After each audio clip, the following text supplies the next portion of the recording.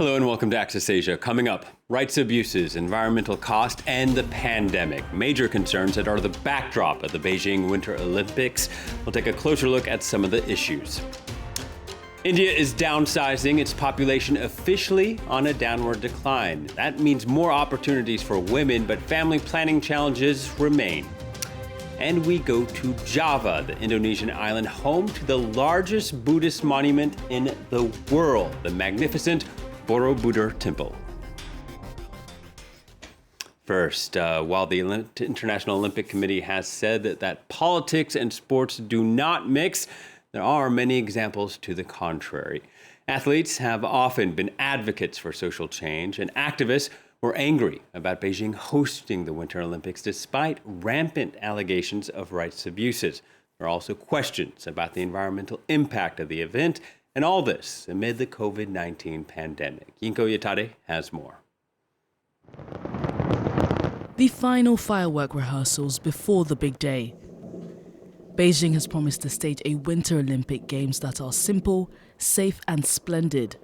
But under the surface, expectations for the event are far from dazzling. The build-up to the Winter Games have been shrouded in controversy. At the heart of it is China's human rights record. Beijing. When China won their bid to host the 2022 Winter Games back in 2015, the International Olympic Committee came under fire. Activists argued the country already had a poor rights record. Today, those criticisms have only intensified. Campaigners have dubbed the upcoming events genocide games as concern over the mass persecution of Uyghurs in Xinjiang grows. Activists have also condemned China for its violent repression in Tibet and in Hong Kong. The CCP's purpose is exactly to turn the sports arena into a stage for political legitimacy and a tool to whitewash all those atrocities. The IOC and many others have become complicit in the suppression and atrocities. China has denied any human rights abuses, but Western powers don't buy it. The United States, the UK and others are to hold a diplomatic boycott of the Games. While this won't stop players from attending, some campaigners are calling on them to still act. I'm appealing to the athletes, to you, as perhaps the most privileged and protected group in the world in China at this moment, to speak out and to refuse to be silenced. But with strict rules against forms of protest during the Games, others have advised athletes against speaking out, fearing their safety may be put in danger. As well as navigating politics, China's zero-COVID strategy has meant athletes face what may be the most complicated Games on record. Organisers have effectively put the competition in a bubble. No tickets are being sold to the general public, sealing the event off from the rest of the world. Trains linking Beijing to other Olympic sites have dedicated carriages for personnel, while on the roads there is a special lane. Local police have warned drivers against helping people in danger. 做好安全防护，不与车辆和车内人员接触，等候专业人员到场处置。 Controversy is brewing off the slopes and on it too. Organisers will be using fake snow during the Winter Games. Environmentalists say the process, which uses more than 222 million litres of water, not only poses a risk to the environment but to athletes as well. This is not only energy and water intensive, but frequently using chemicals to slow down melting also delivers a surface that many competitors say is unpredictable and potentially dangerous. In spite of the backlash, Beijing has pledged that it will deliver a green and clean Games. For the first time ever, the fertility rate in India has dipped below the replacement rate. That means its population is officially on a downward trend. Many hope stabilization will improve living standards. In this next report, we look at how and why some women have decided to have smaller families, some even going so far as taking the irreversible step of sterilization. The fertility rate in India's northeastern state of Bihar is the highest in the country. Usha Devi is a social worker. For decades, she's been encouraging women in her neighborhood to have fewer children. She feels her work is finally starting to pay off. 10 years ago, a woman in this poor and rural region used to have an average of 4 children. Today, this number has gone down to 3. He's so cute. Now that you've had your first child, are you thinking of having another? Not yet. You could use condoms or the pill if you can. As long as it works. Yes, you need to be careful. I'll bring it all to you and explain how it works. Then you'll be able to manage it yourself. My advice for you is to wait at least 3 years before having your second child. In the meantime, just take care of yourself and your little one. Here, like everywhere else in the country, it's the women who deal with birth control and family planning. It's better to have a small family. That way we can give a good education to our children and send them to good schools. It's easier to feed them properly. A large family is harder to manage. It's way more difficult. To help these women avoid unplanned pregnancies, Usha is advising a radical approach: sterilization. I highly recommend sterilization. Is that surgery? Yes, and even men can do it. Not only women, but men as well, you know? Are you joking? He can't even stand the sight of his own blood. There's no way he would have that kind of surgery. Tell your husband that if he does not let you get surgery, he should have it himself. Male sterilization is way easier. If one of us has to do it, I already know it's going to have to be me. They don't earn enough money to put all of their children through school. And with inflation growing, families are starting to realize that having 2 children and sending them to school, focusing on their education, is better for their future. Children need to be independent so that they don't become a burden on their parents later. In India, more than a third of married women of childbearing age are choosing to have their tubes tied.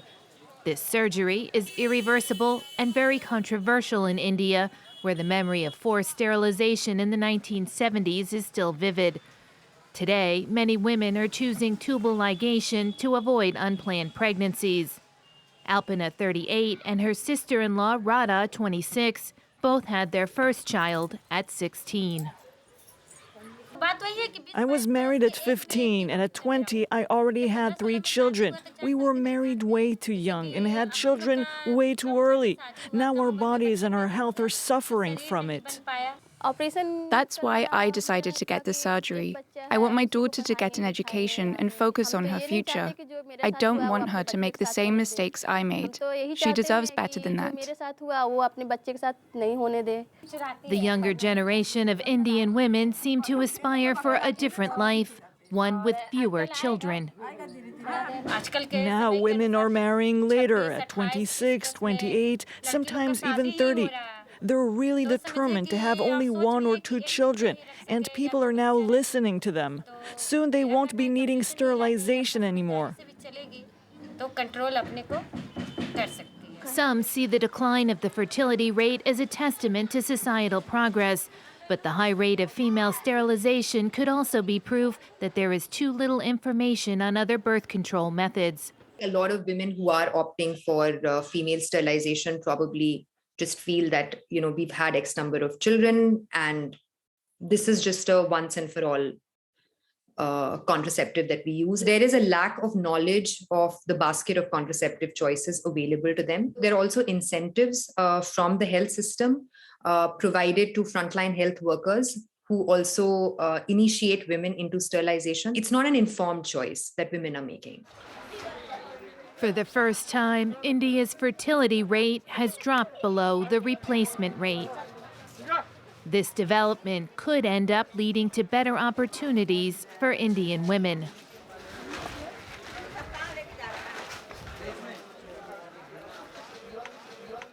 Now we go to the Indonesian island of Java. There lies the world's biggest Buddhist monument, the Borobudur Temple, covering a total area of more than 2,500 square meters.